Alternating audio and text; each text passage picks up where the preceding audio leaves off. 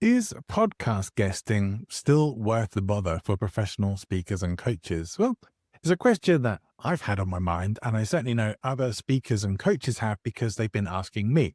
By the end of this episode, you're going to know whether podcast guesting is something you should have in your promotional tools arsenal or whether it's something you might want to steer clear of, because the answer isn't as simple as yes or no.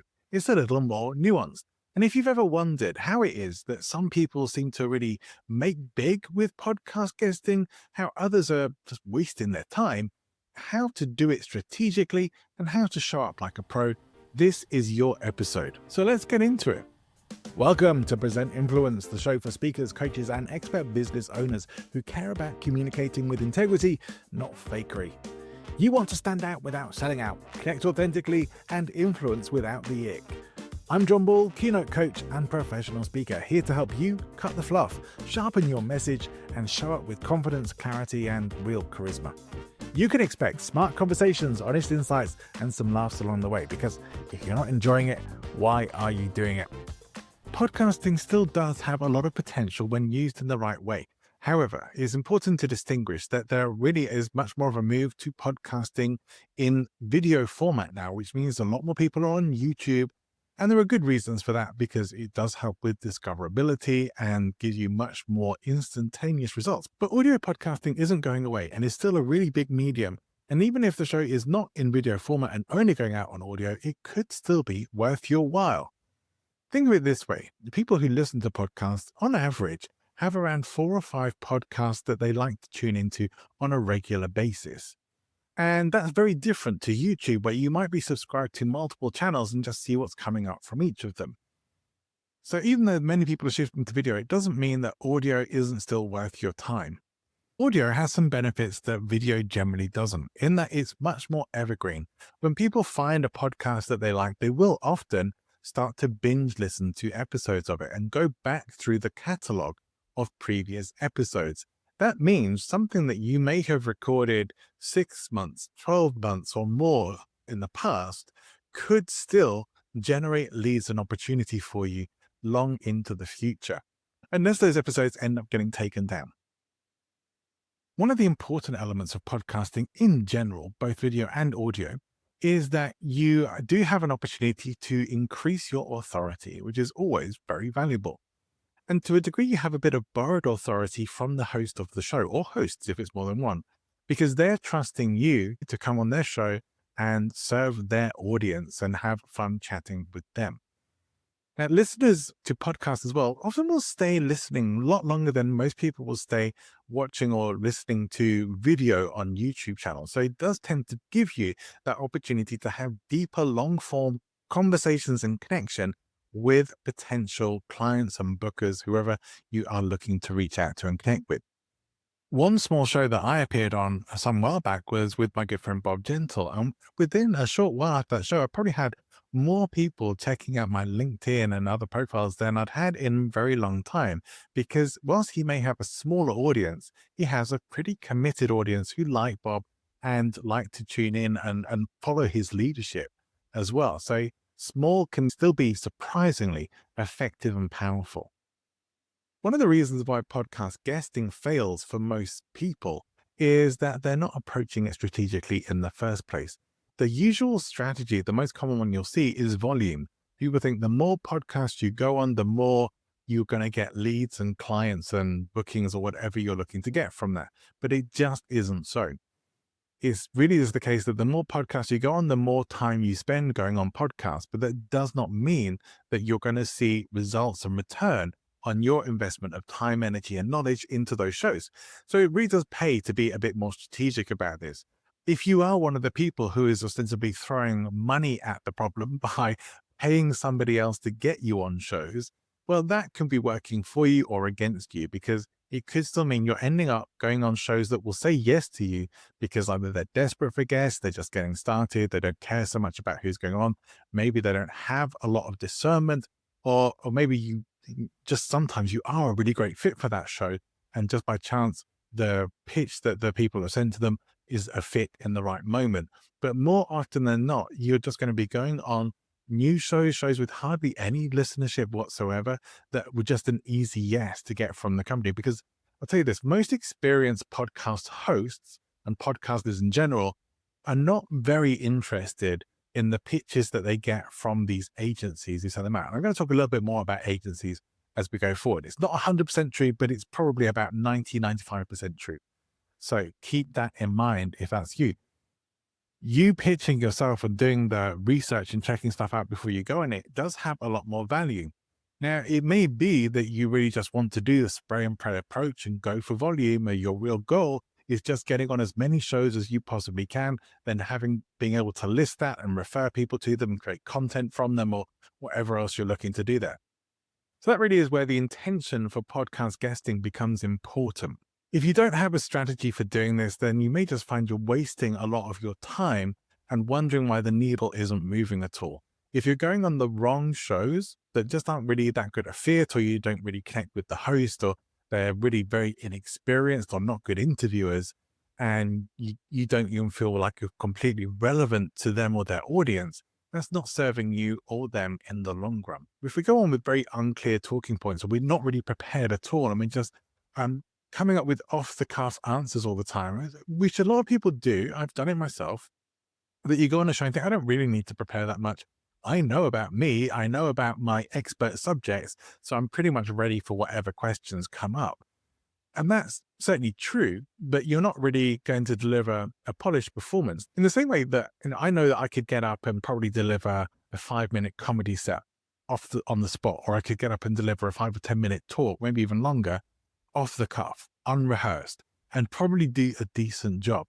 It's still never going to be as good as it could be if I had had time to properly prepare that and to come with stories ready to go, like memorable curated stories ready to go, and some sticky kind of language tools like alliterations or rhyming things that will be earworms in people's heads and help them to remember. And things like initializations and mnemonics can really help people to remember certain phrases or tools that you might teach as well. So anything you can do to help make yourself and your content be more memorable is going to be super valuable to you. It's essential that you have a prepared and concise call to action, what we often call a CTA. If many people go on the shows and don't even have that, or have it really weak. If your audio and video quality is really bad, or your internet connection is super poor, and you can't really be heard or seen properly, or you're crackling, it's going to affect the outcome of that recording. It might even make it unusable for the show host. So it is important that you at least have a reasonable level of audio and video quality, that you're probably not just on your webcam with the inbuilt mic of your computer, or that it can kind of work being on your mobile phone sometimes, because the cameras in them are often good. But generally, you'd probably still want to plug in a better microphone than the one that is in your phone. And so it's worth having a little investment into that, especially if this is something you're going to be doing as part of your strategy. Treat it like you would any formal PR for any kind of performance or promotion that you're looking to do. Because if you were going on mainstream television, for example, you hopefully are not just going to show up willy-nilly and just be dressed however, and maybe not even bothered really brushing your hair. Maybe you're in your fluffy dressing gown and slippers, and you're hoping it's not being videoed. But you wouldn't do that for a TV performance, I would hope. Well, maybe some people would, but you wouldn't, right? And that's the important thing here. You would want to show up prepared. You'd want to put your best face forward to the nation, to whoever might be tuning in, because often there we are talking about hundreds, thousands, or more of people who might just be watching you, or might watch replays or clips that might appear back from that in the future. You want that to go as well as possible. Well, treat your PR performances in the same kind of way, even if they're not national mainstream media. So very quickly, really important to know why you're doing this. Are you looking to get more sales for a book that you've released? Or are you looking to get more people following your own podcast or show? Do you want people coming into your email list? Are you looking to have more website traffic? Whatever it is that you're looking to do, be clear on that being your intention for guesting on podcasts, and aim to make sure that you're fulfilling that as best you can. I will say this, there certainly is something to be said for podcasting helping you to grow your network, connect to other people, and just sometimes have really fun conversations. If that's why you want to do it, that's absolutely fine. And maybe then you do want to go for volume more than anything else because your strategy really is building up your network and being seen in many more places, maybe with much more diverse audiences if you think that's going to help you achieve your objective. I would generally encourage you to choose shows based more on alignment than on ego. So I didn't want to be relevant to the show, to the host, to the topics that you're going to be talking about, and to the style of the show as well. You want it to be a good fit for you. I don't really personally just want to turn up on shows and be asked questions and like tell us about yourself, or how did you become a speaker, or what led you down this path, or what makes someone funny. The questions that I probably get asked more often than anything else, I really don't want to just be there as somebody who's answering questions because anybody could be asking, or you could just send me a list of the questions or have the computer read them out and probably get the same effect. There needs to be a purpose, a point for the host being there rather than just to ask questions. That certainly makes a much more interesting show, in my opinion.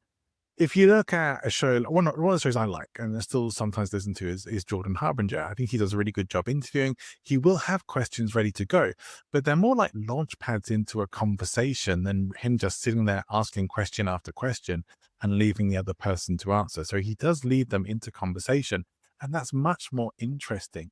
And I would encourage you, if you are looking to do this as well, treat the questions that you get asked as springboards into conversation. See if you can look for ways to shorten the answers to questions that may not be that interesting or relevant to the audience, such as how did you end up becoming a professional speaker? How did you get to where you are now? Tell us about yourself. You could potentially go on for a long time about your life history and or the experiences that you've had and the whole journey that led you up to where you are today.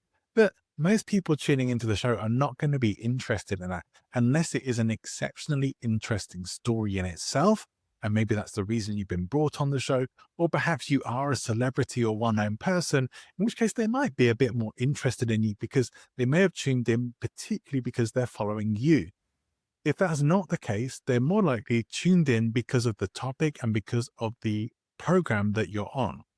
And so consider it from that sort of sense. If you went on a talk show on TV and you weren't able to have a bit of back and forth with the interviewer, you're going to seem like a very dry and unfriendly guest. So be friendly, be interactive, treat it more like a social engagement, a professional social engagement than anything else. Be gracious, be hospitable, be chatty, be light, be fun, be funny if that's part of your character and that fits for you. But anything you can add that's going to make it less boring, less dry for the listener, and more fun, entertaining for them and for you is going to do you some massive favors. So a few words about booking agencies beyond what I've already said. I think that some of them are definitely good. There are some good ones out there, but I think there's a very small percentage that aren't. So it's really worth doing some homework on this if you are going to use them. I would really only use them if you do not have any available time to be able to spend doing your own pitches to podcasts and doing a bit of research, because generally that is going to serve you much more effectively. If you don't, then ideally want to work with an agency who will do that for you and not just find out what category a show is in and then send them a standard pitch. Ideally, you want to get pitches being tailored to the shows that you're applying on. You are probably not going to have the best experience from those places where they are ultimately getting paid on how many shows they get you on, not on the quality of the shows that they get you on.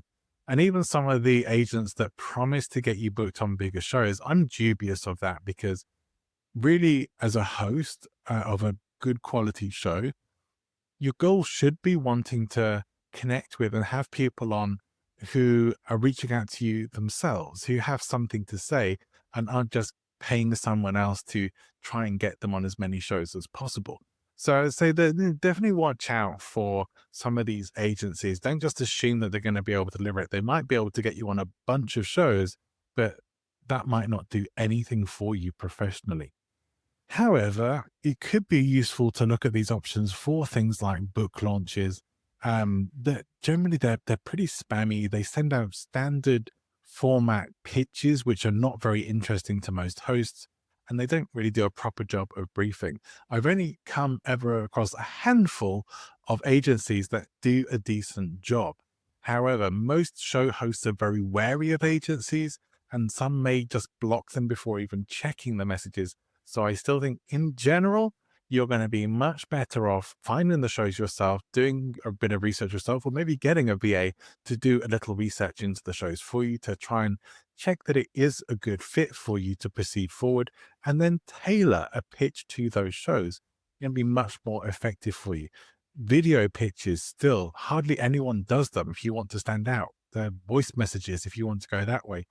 Something that will make you stand out and add a little bit more personal connection is much more likely to get you booked on a show, especially if you can show what would make your episode essential viewing and listening for their audience. And I think if you can't answer that question, you have no business applying to be on podcasts anyway.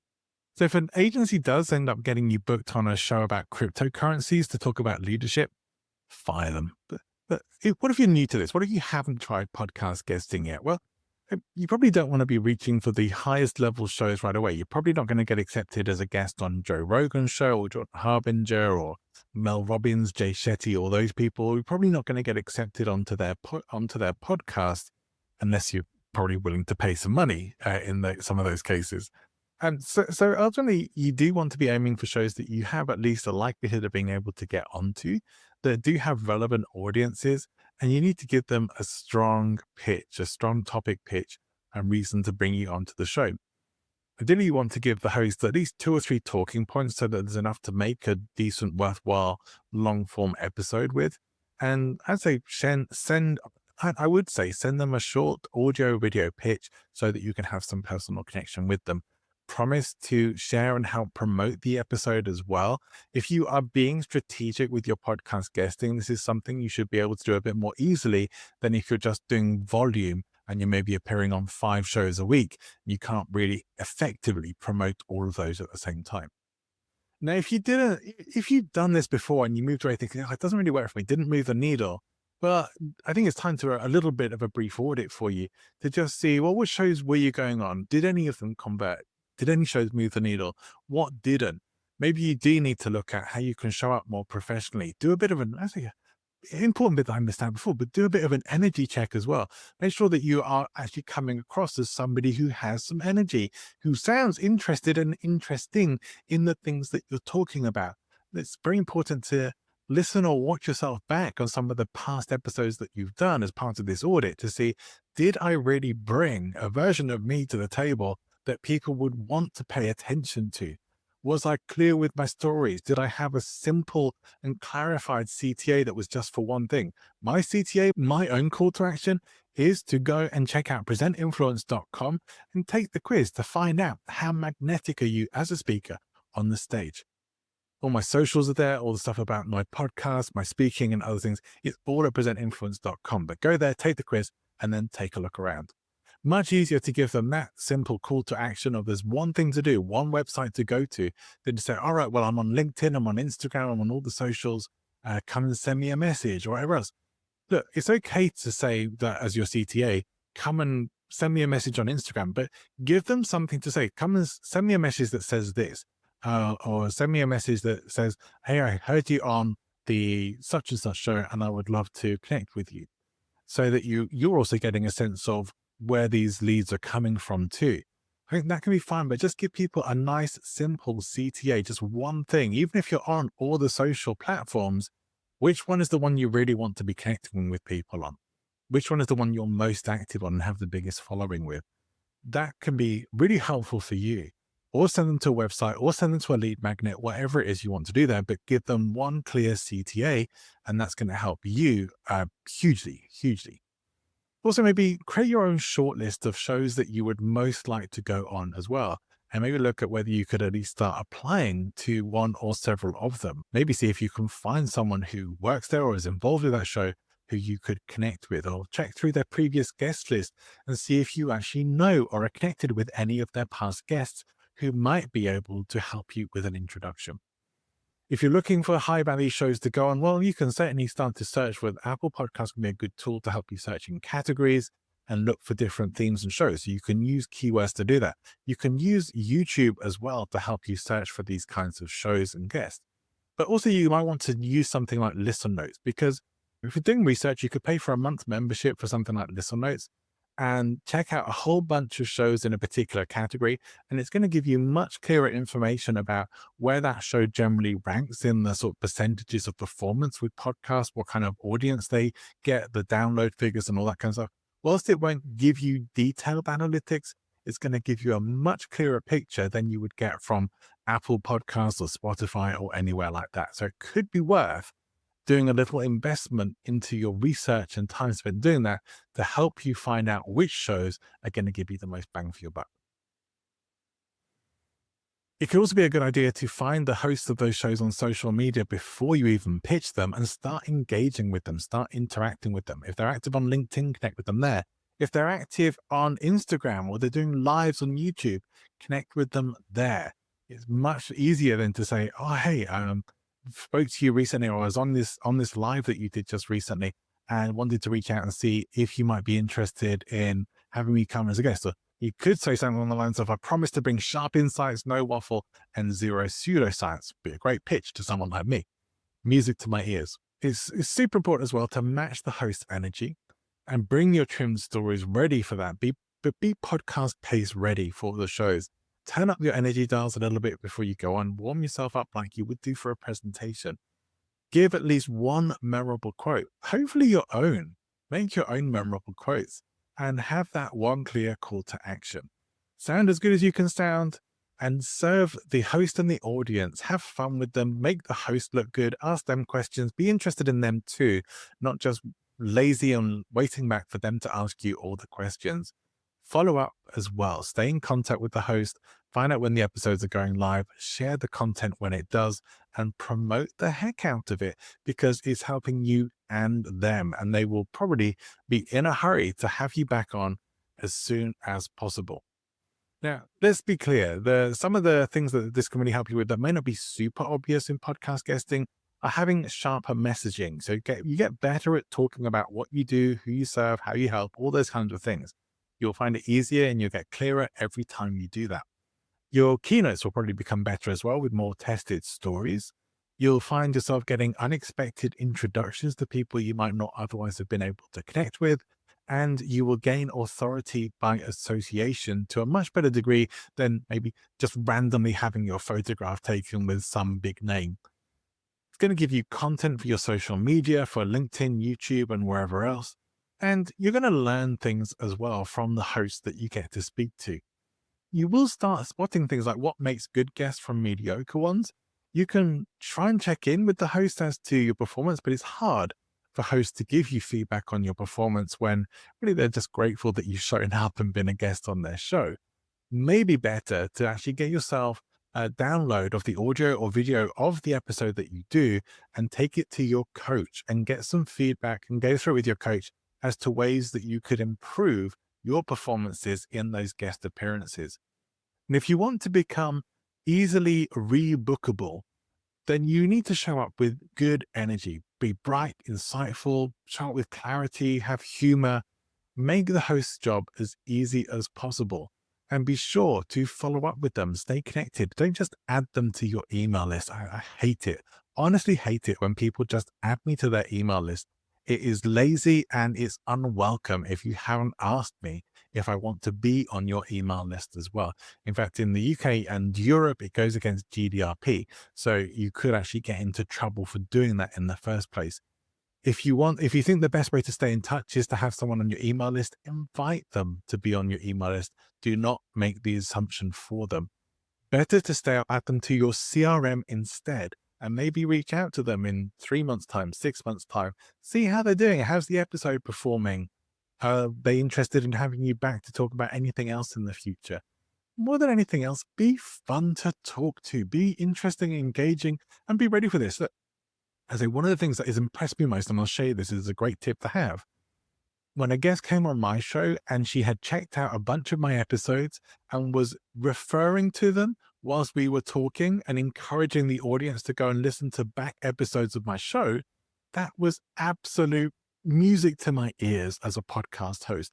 And she's probably the only person who has ever done that on my show.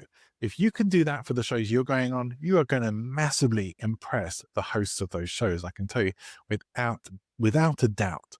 You're going to have some experiences with this that are going to be better than others. You will learn a lot from that.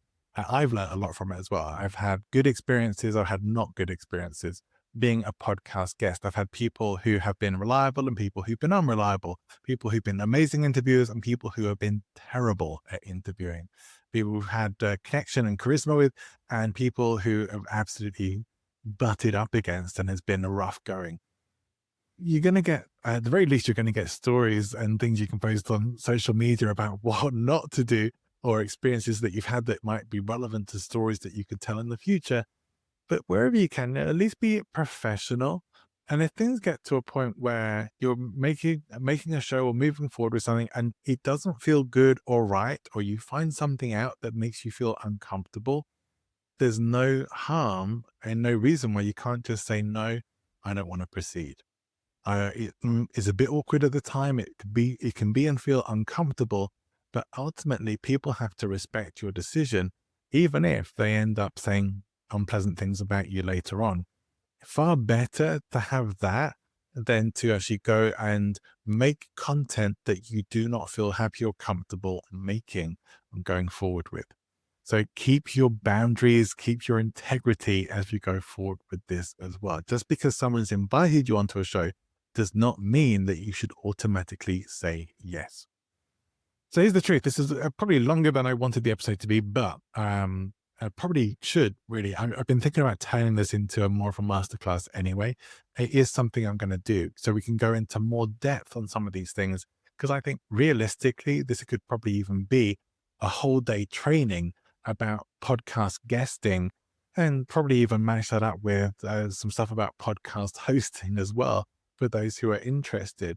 But for now, let's keep it to as short as we can for this episode. Podcast guesting isn't dead and it isn't going anywhere. But unstrategic guesting, let's be done with that. Huh? Let's say that's dead. Treat this as a craft. Treat it like vital PR for your business. Hopefully you would not just go and appear on any old show and hoping that it delivers results for you. If that's an expectation that you've had in the past, let's let go of that and recognize that you're really only going to see results going on the right kinds of show with the right kind of people and the right kind of value that you deliver and personality that you share as well. Because so much of this is personality and emotion driven. Is essential that even on this platform of podcasting, you connect with the watcher or the listener, that you connect with the audience of the show. I hope that this has been valuable for you and gives you some clue as to whether podcast guesting is right for you. If you want wham bam thank you ma'am kind of podcasting, high volume, get an agency, but don't expect to see results from it. And if you want to really see results from this, start getting strategic, put in the time and energy. And if you have questions about how to do that or anything we've talked about here, please do feel free to get in touch. I'm not a podcast guesting consultant, but it is something I have a lot of experience and expertise in as well. And we'll be happy to share that with you. So you can let me know in the article chat if you have questions about this on the LinkedIn article, or you can get in touch with me. Email me, john@presentinfluence.com with your questions. And if there's enough of them or they're relevant, I will include your questions in future episodes and answer those. Maybe even do like a post-bag kind of episode. But I would love to hear from you and hope that you now know whether podcast guesting is something that you should or should not move forward with. Wherever you're going, whatever you're doing, have an amazing rest of your day and week. See you next time.